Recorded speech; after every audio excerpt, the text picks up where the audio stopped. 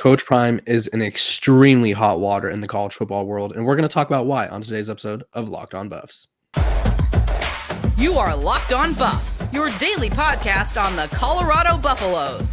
Part of the Locked On Podcast Network, your team every day.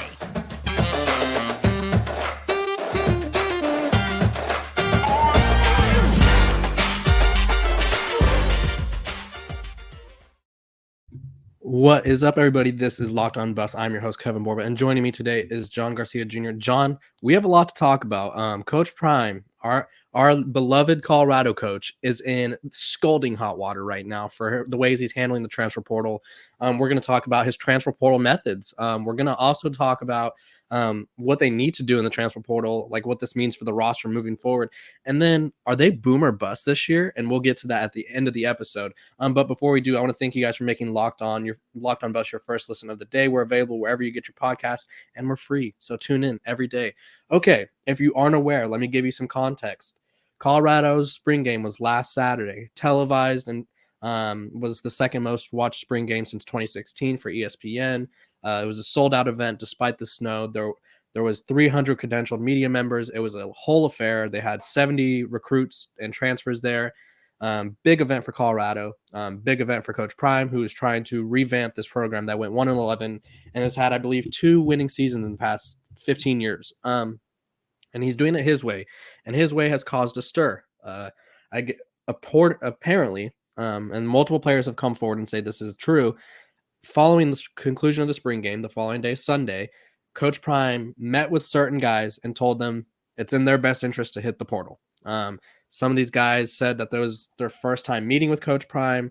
I'll even read a quote that I have here from offensive lineman Travis Gray, who said that he was supposed to meet with Coach Prime, but he got a text from his positional coach, Bill O'Boyle, and said that the meeting was moved to sooner. He went to the facility, and O'Boyle told him, "Hey, buddy, you're going to get cut today. I'm sorry to tell you this. I don't want you to hear it from Coach Prime."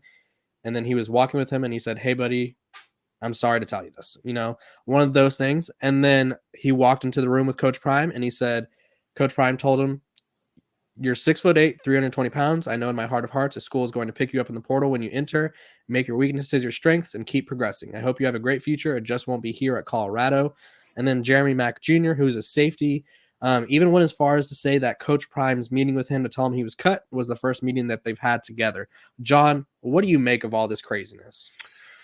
Craziness is a good word, but I also think it's the transparency that Colorado, again, as we've talked about, for better or worse, is under. And Deion, look, he's at the forefront of it. He has invited it. Season 2 of Coach Prime just got greenlit today on Amazon. Shout out to that whole crew. But look, this is part of the nature of today's college football. I can't tell you how many kids in the portal have told me from all schools over the last couple of years, yeah, they showed me the door. They basically said, I don't have a scholarship going forward. When you sign a national letter of intent and a scholarship thereafter, it is actually designed to be year to year. I had the dad of a player transferring from an SEC power last week tell me they don't talk about that enough. It is a year-to-year deal. And when things change and the roster evolves and you are no longer a part of that roster, it is encouraged for that coaching staff to let you know, hey, you don't have a spot here. Let me tell you with advance notice so you can now go hit the portal and try to find another home. Now, the methods to which all of that goes down, those are obviously subjective, right? This is very much Colorado standpoint, very NFL style, which you understand. That's what Deion knows. That's how he's come up. So you understand the business-like approach of, hey, you don't have a spot here. We like you. I mean, we've all watched Hard Knocks, right? When the coach has to cut you, we like you. We think these are some things you can do. It's just not going to be a fit here. And also, it goes back to the very beginning. I know you've touched on this, KB. This was the plan. Again, the execution can be put under a microscope and questioned 100%. Just from a human standpoint, we get the optics. It's not PC. It's not positive. We get that. Outside of the whole film thing, which I know we'll get into. But just from a pure, this is our number, this is the number we need to get to, this is who's coming in perspective, this was the plan. We all heard the Louis comment. We all have seen the snippets from that show that just got renewed. Hey, my job is to replace all of you. Your job is to prevent me from having to do so. And clearly, to this point, most of the players that have entered the portal have not proven to Prime and the coaching staff that in their eyes they belong on the future roster. Now, some of the starters that have left, some of the bigger names that have left, I do think deserve their own individuality, their own spotlight, perhaps. But according to Prime day one at Colorado and today on the Pat McAfee show, shout out to Pat for a great interview, this has been the plan, and it's been reiterated time and time again. And the natural turning point for that self-evaluation and movement period is after the spring game, which aligns with this exodus that everybody's talking about throughout the sport of college football. But to Prime's credit, he smiled on the show and said, hey, this was the plan. Pat was, I can't say exactly what Pat said because Pat is very free with his language. And he said, look, there's 41 players in the portal right now. Prime laughed and said, that's it. So there are potentially more on the way for Colorado based on his expectation. And on the other side of it, most importantly here for our audience, the fans of Colorado football, Prime remains supremely, and I cannot emphasize, underline, bold that word enough, supremely confident that the roster will correct itself and who they have coming in to theoretically replace these departures will improve the perception and, most importantly, the depth of the roster going into 2023. So there is still confidence that there are some big-time players still en route to Colorado beyond the few commitments that we've seen over the last few weeks.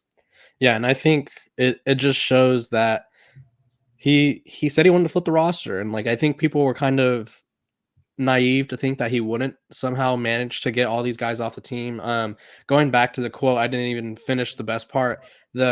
O'Boyle told Travis Gray, I didn't want to cut you, but we had to cut 5 offensive linemen, and you were the last one. So obviously it's a tough scene. When you hear the things like this or them withholding the film, which John, you'll touch on quickly after this, they had their methods. They told them from day one, you guys can hit the portal or you could try to earn a spot. But that doesn't mean that it's going to work out. And he said countless times when he was talking to the meeting room that the guys, most of you in this meeting room will not be with us in Dallas Fort Worth in week 1 when they play TCU. And there was a video that surfaced right before an episode of Coach Prime being asked if he knew all the names of all the players because there's a belief that he didn't. And he said that he knew everybody's names, but he said that these guys should make them learn his name. So I think people forget, and I think this is the hardest part about this whole process is this team went 1-11 last year. They were historically bad. I'm sure all these kids are great kids. I'm sure all of them had their moments in high school, and there's a reason that they're Division I athletes. That's an accomplishment in and of itself. I believe only like 2% of athletes go to Division I, but their team wasn't good. And so Coach Prime is doing what he needs to do to make sure this team is good. And we'll talk about his transfer portal methods in a bit. John, do you have anything else to add before we move on? No, I mean, there's obviously a lot here, but I think the recentering, the foundational understanding of the goal was to flip the roster unless there were guys who could push against that. So that has actually fallen through over the last 5 months. That has been followed through, I should say, from the start. So I do think that is the most important point here. When we get into the intricacies, we can get into some varying opinion because it's not perfect. I don't think even Prime, as confident as he is, would admit that. But in terms of the plan and the baseline execution, removing emotion from it, this was what was supposed to happen and what was promised to those kids would happen over these last 5 months. So to that, I do think this is all going according to plan. Yeah, and honestly, he's cutting. People are leaving from all over. Tavion Beasley was a guy that he brought in with him from Jackson State, and he hit the portal. And then there's been another transfer, I believe, the offensive lineman from Florida, who I believe I saw somewhere is expected to hit the portal. So they have their methods, and they are using them. Whether you agree with them or not, it doesn't really matter because Coach Prime's going to do him. If you're looking for a delicious snack but don't want all of the sugar and calories, then you need the best best tasting protein bar ever built. You got to try this. If you're like me and you want to make healthier snack choices, but you don't want to compromise on taste, I've got just the thing for you. Built Bars and Built Puffs. Built Bars are healthy and taste amazing. Seriously, they taste so amazing that you won't even think they're good for you. You got to try this. What makes Built Bars so good? Well, for starters, they're all covered in 100% real dark chocolate. That's right, real chocolate. And they come in unbelievable flavors like churro, peanut butter brownie, and cookies and cream. I'm not sure how Built does it, but these bars taste like a candy bar while maintaining amazing macros. And what's even better is that they're healthy. Only 130 calories and 4 grams of sugar with a whopping 17 grams of protein. And now you don't need to wait to get a box. For years, we've been talking about ordering Built Bars at Built.com, but now you could get them at your local Walmart or Sam's Club, while you could still get your specialty flavors at Built.com. That's right. Head to your nearest Walmart today, walk to the pharmacy section, and grab yourself a box of Built Bars. So you can pick up a 4-bar box of cookies and cream, double chocolate bar, or coconut puff. If you're close to Sam's Club, run in and grab a 13-bar box with our hit flavors, brownie batter puff, and churro puff. You can thank me later. Okay. John, we know everybody is leaving. The number, let me pull it up right here. They are down to 60 projected scholarship players being open as of right now. At this time that we're recording this episode, it could probably change, and probably will change after. Yeah, which means as of right now, Colorado has 25 spots to work with in the transfer portal, with only 14 guys returning from last year's roster.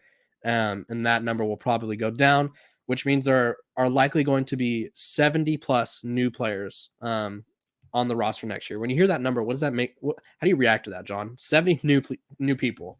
Well, I'm sure big numbers have been flipped at many programs, especially in the transfer portal era, but I'm not sure we've seen something this ambitious. Again, there are, just from the portal and high school, there were already going to be 40 plus new players coming in. So trying to match the scholarship numbers based on who's out and who's in, it has always been a big deal. But to pull from such far extremes, I don't know if we've seen that at this level. But again, from a timeline perspective, this is what has to happen. If you're going to pull something this ambitious, you've got to be pretty black and white with how you operate. And really you need to take advantage of the end of this portal window into the bulk of the traditional offseason before the next wave of prospects arrive, or players, I should say, arrive in Boulder. But that number's crazy. It's staggering. It's ambitious. It is bold. It is as wild as it gets. But again, if anybody can pull this off, it's going to be Prime and this coaching staff. We've talked about it a lot on this podcast, KB. This is a great group of coaches, a lot of head coaching and high-level coordinator experience throughout this coaching staff. So I do think that is going to help accelerate what is going to be as big a turnover from one year to the next as we've ever seen in college football. So it's ambitious, but that's what it's going to take. I mean, that's what it takes to get the buzz that has already come for Colorado on a positive standpoint. And with that new, hyper-focused spotlight, it's going to create some negative, again, especially from a PC, from an optical standpoint. Again, the people pissed off right now are probably further removed from the sport and the business and the inner workings of the sport, even further removed than you and I. So I do think that creates a lot of negative attention. These are pissed off, keyboard warriors for the most part. Again, the parents of the players and the kids have chosen their words carefully, and I think Prime has done the same. But this is the business end of it. So the methods there are really the only things to be questioned, not the overall process. So with that, you have to do it. You have to be swift if you're going to make this type of dramatic overhaul, and that's exactly what is in motion and at full scale at this point there at Colorado. So it's what has to be done if you're going to turn over that many people. Yeah, and Coach Prime, he said it before, and he told us right after the spring game. I was in the room with him. He looked at the media members under his cowboy hat with the sunglasses on and said, I told these guys to do their best in the spring game. He appreciated the ones that stayed, and then he kind of threw some shade at the ones that left. He said that it kind of tells you about their character. But even then, going back to the meeting, and I wrote an article about this video over on Athlon, He told the guys week of the spring game, work your butt off, do your best in the spring game, and if you hit the portal, I'll vouch for you. And hopefully he's doing that. I mean, obviously we don't know what he's saying on his personal conversations with other coaches, but I imagine he's trying to facilitate this the best he can. So And he's tweeted about some of the kids right. positively. He said, "Hey, this is a great kid, great player, great character." He's doing it publicly, so you would imagine he's doing it even more so privately, which is again standard. This is very normal operating procedure, at least in that context. I think, and here's the thing, and this is no shade to anyone involved. Mel Tucker did a similar thing at Michigan State, right? He brought in a bunch of transfers. Um, Coach Prime's just loud, and there's nothing wrong with being loud. He's just very vocal about it. They have the name slipping my mind, but his son Deion Sanders Jr. has his media company where they're constantly recording stuff, constantly recording or releasing clips of meetings, practices, and they're just more vocal about what they're doing, and we're not used to that. Usually coaches like Nick Saban will go down to their grave, even if they cut someone, and they'll be like, no, didn't cut him. He just didn't work out here. Coaches will go down to their grave and be like, that's not what happened. It just didn't work out. Coach Ryan's very vocal and he's very blunt. And I think the clarity is something that I appreciate. I think it's also something, and this is as someone who's watched college football from my whole life and has loved the sport growing up. It's just something I'm not used to. Even John, you're more experienced in this field than I am. We've never had a coach be this vocal about what he was going to do. And I think people, I don't know if they thought he was being facetious or if they thought he was bluffing, but he wasn't. Plot twist. So now I'm going to go over the portal needs real quick, just because I've kind of been tracking this the whole time. Obviously, the offensive line was a concern. They said they had to cut 5. They cut 5, so that probably means they're going to bring in more. John wrote about it for us over at Athlon about a week and a half ago, I feel like it was, John, where O'Boyle said that the line just wasn't where they needed to be. They weren't able to keep up with the speed. They weren't adjusting to the offense as well, and that's probably why some of these guys are being cut, if we're being honest, or if they're being encouraged to enter the portal. Let's put it that way. Defensive line, I mean, they were down to like 5 guys at the spring game, so that's going to be a big target of theirs. They've already gone after some Florida State guys. They've gone after I got it pulled up right here. They've gone after some edge guys out of North Texas, Cameron Robertson, Kahari Mans from Maine, Chaz Wallace from Old Dominion, Trevin Mae from Oregon. They went after Bear Alexander, but USC got him. Derek McClendon from Florida State. They're targeting the defensive line and offensive line extremely hard. Running back room, they actually already received a crystal ball for Alton McCaskill, the Houston running back transfer who did not play this last season, but when he did play the year prior, had nearly 200 rushing attempts, almost 1,000 yards, and 16 touchdowns. More running back depth there. I think they're going to hit the receiver room pretty hard again. Obviously, I don't know if they planned on losing Montana Lamonius Craig, especially after he performed so well, but he did the whole thing correctly. He played the game that Coach Prime wanted him to play, and now he has 20 plus offers from SEC and Big Ten programs. I still think they need a backup quarterback, John. I'm going to harp on that until the very end. There's some good ones in the portal now too. Their best backup quarterback was the 17-year-old kid who he did fine. There's nothing wrong with being fine, but you would like to, if Shadur Sanders goes down for some reason or if needs to come out and your best option is fine, I don't know. And then secondary, they're targeting the Alabama corner, Jaquez Robinson. They've gone after a few other secondary members. And receivers, they've hit up Nebraska's Cadillac Brown, Marcus Peterson from Cincinnati, who actually committed to McNeese State yesterday, Darius Lassiter from Eastern Michigan. They're going after tight ends. John, they're going after pretty much everything. And I think the crazy part is just when you think they, like from the outside looking at the roster, you see like Jimmy Horn, Xavier Weaver, whoever may be at receiver room, and they're still targeting other guys. Like they're trying to be deep as possible. And I honestly think it's really bizarre because it's like the room's already good, but they're going for it.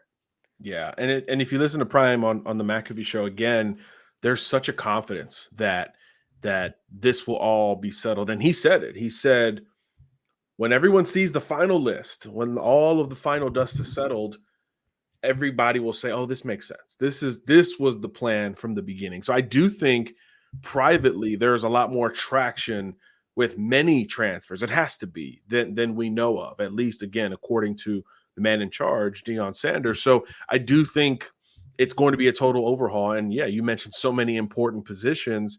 Who's in the portal at these positions, but the window's still open. So there could still be more movement. The Houston running back was a big surprise. Not a lot of people expected him to hit the portal. Tyler Buckner, the quarterback from Notre Dame, who started game 1 last year for the Irish, hit the portal on Tuesday. There's a lot of names still to be entered in the transfer portal and or still big time recruits in the portal that have not made that final decision. As we've seen both in the portal and recruiting, Prime can pivot and land and close a recruit without a whole lot of time between initial contact and the actual decision. So a lot of this is still in front of us just from a general perspective.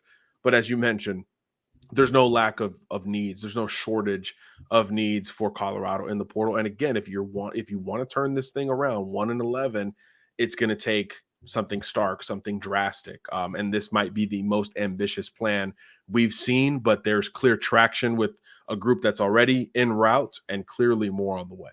Yeah, and I was told at the spring game by someone within the program that they landed commits that day. They just, I'm assuming now they didn't have the roster spots, and so now they will have them, and I'm sure they will start flowing in. Guys, Locked On's NFL Mock Draft Special is here, and it's bigger than ever. Follow along all 32 teams' first pick in a 6-episode Ultimate Mock Draft experience. Only Locked On can deliver. All episodes are available now on Locked On NFL Draft on YouTube or wherever you listen to your podcast.